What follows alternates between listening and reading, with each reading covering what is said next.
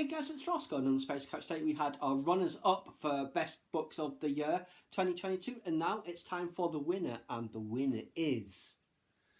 Can't choose between these two because, like with the Atlas books, I read these one after another, and the story is one. And it's a duology as well, rather than a trilogy, but this, just wonderful, brilliant.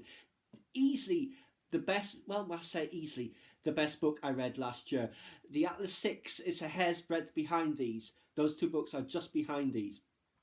If, say, the Atlas books are Inception, then this would be more like an Indiana Jones, because the Atlas books are very complicated, certainly very worthwhile as well. But these, it's a much simpler read. It's a great story. The characters are great. There's some real emotional gut punches in this as well that I wasn't really expecting, where you really felt those emotional moments, and they've been earned, definitely, both in this book and in this one. Absolutely fantastic. Like I think I said in another video, I wish this was a trilogy so there was more. But I have seen she's done other books.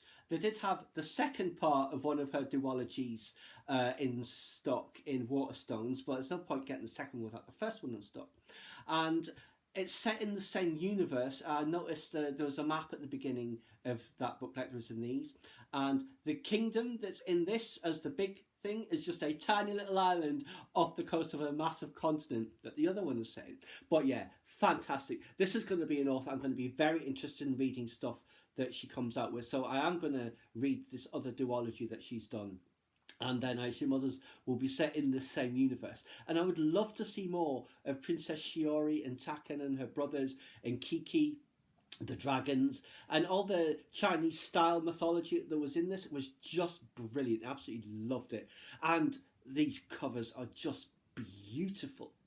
Love this style. It's absolutely fantastic. Again, it's kept the same style like the Atlas ones did. But yes, wonderful books.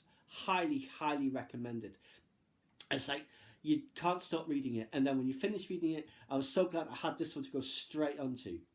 Yeah, just wonderful. She's a great writer, great characters. So there you go, guys. That was my top books of the year. The two of them as one, because I read them one after another.